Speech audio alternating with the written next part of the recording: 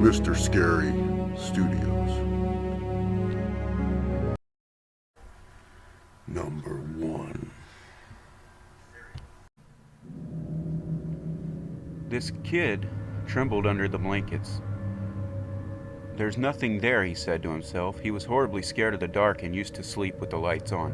Unfortunately for him, he had woken up in the middle of one of his nightmares, and the lights were already off. Every night the kid would dream about this horrible little dwarf that hid in the depths of the earth, creeping through the dark tunnels under his house. Each night, when he fell asleep, he would see their vicious little grins full of needle-like teeth. He would hear the screeching laughs and imagine them rubbing their tiny paw-like hands. Duendes aren't real, he said, and as he thought he could convince himself. He sighed with relief as he heard the steps of his father walking up the stairs and stopping outside his door.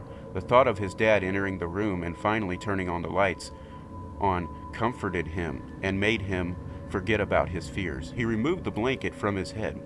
A chill ran through the boy's spine like an electric shock as he stared into the darkness beyond the threshold of this door. He suddenly remembered that his parents were away for the weekend. You boys shouldn't be awake. Number 2.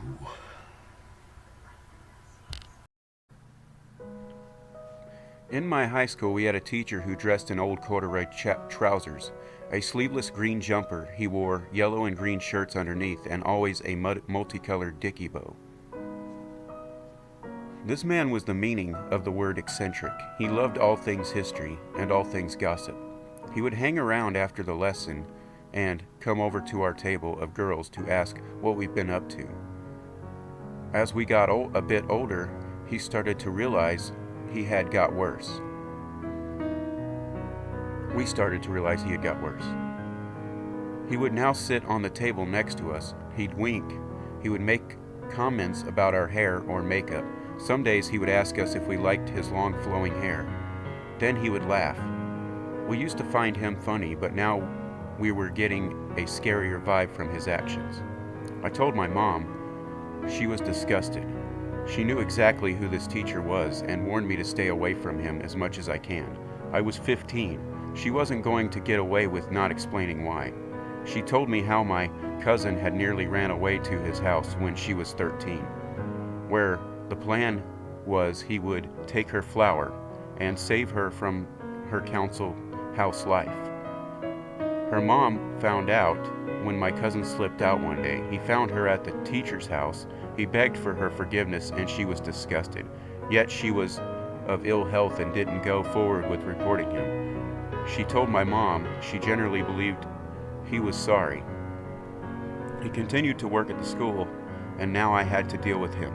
I reported him around 3 times for the comments he made, but that was all. And the head teacher did nothing. Until 6 years later, I was reading my local newspaper. Teacher jailed for having sex with pupil. Not only he had found a girl to groom, he had taken her virginity 1 year after I reported him in high school. My mom even told me he had tried contacting my cousin for a character in reference in court. Number 3. I am a female corrections officer, prison guard, or CO, in a state with a relatively high number of death row inmates. However, few executions are actually carried out. I used to work for a large county, but I work for a different agency now. This county was my first CO job years ago. And before that, I had worked in retail and customer service while studying criminal justice. So I was really green. I used to be very liberal. I'm still liberal about a lot of things, but the job does change your perspective for most people. One thing that I used to believe very strongly was that no human being could be truly evil.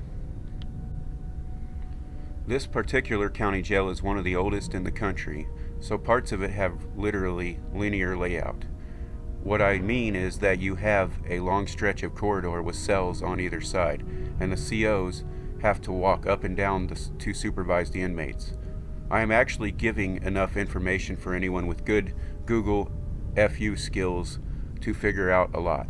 As you can imagine, these linear layouts are not in style anymore because you cannot see every cell at the same time, but every inmate you can see. I have to say that units like this are extremely creepy too. I am going to call this corridor the condos. We did not call it that, but I do not want to share the exact term which is specific to this jail. Less than 10 years ago, a quadruple stabbing homicide happened not far from where I grew up.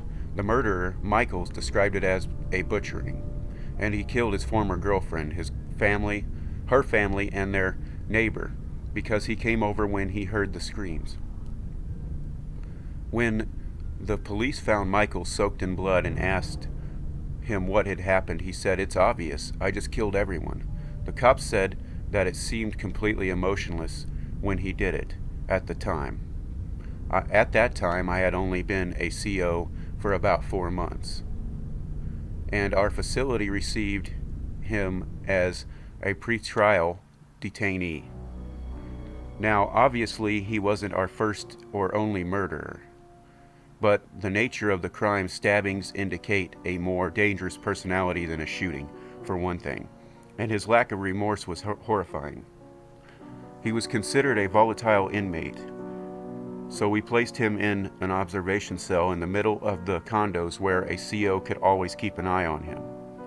He would stand at the glass door in silence most of the day, just watching everyone. I swear, he only really spoke when he had visits. He actually had a full visit list of these big goth girls who would come in and swear they were in love with him. I don't know if this means anything, but his ex was a big girl, and he used to draw pictures of the fat female COs for notes. He was skinny and white with brown hair. One day I was working at a utilities office as a utilities officer, basically a floater who relieves people from breaks and helps out as needed. At this jail, utility officers also got away with a ton of downtime and BSing. I was hanging out at one of the end of the condos where you could look down and see a lot of the jail, talking to another officer on duty, as they say. There are no secrets in jail, but plus I was aware that there were points throughout the jail where you could hear very well into neighboring cells, that sort of thing. We were being pretty quiet, though, plus we stood a good 50 yards from Michael's observation cell. Also, you could have to imagine it would be difficult to stand in the observation cell and press your face against the glass to see the people standing at the right angle so far from you.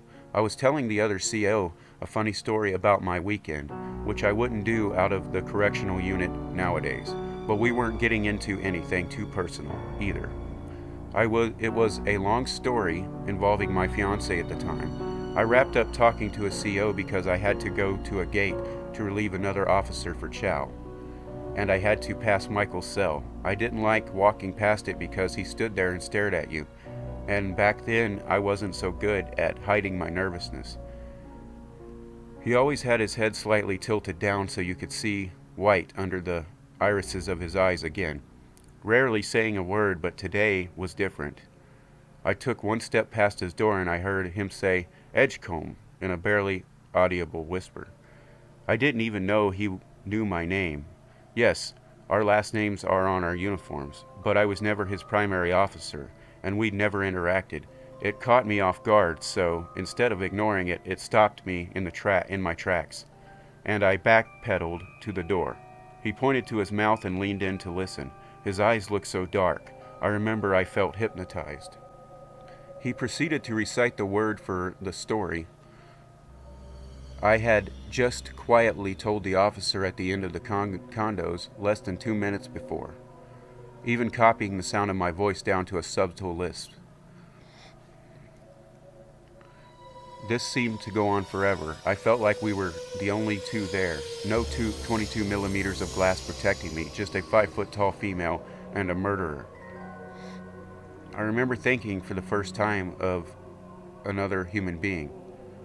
This is evil and unfixable. Finally, I said, "Sir, did you need something?" He started to laugh hysterically and I walked away. I have been assaulted by other inmates. I've had piss thrown in my eyes. People play mind games with me constantly. I've met some damn good lip readers too, but this was like something else. Now I work at a maximum security institution where I babysit all rapists and murderers and pedophiles. I don't know how to make any sense of it to you that this was the one and only time in my life where I felt inside of me like it was dealing with something not human. Michaels is in another institution now. He's on death row. He refuses to appeal. He made it clear to the press that this decision is not out of remorse. He has none. He just doesn't give a shit, and it is most logical in his mind for him to die. Inmate Michaels, if you ever do get out somehow, please, let's never meet again.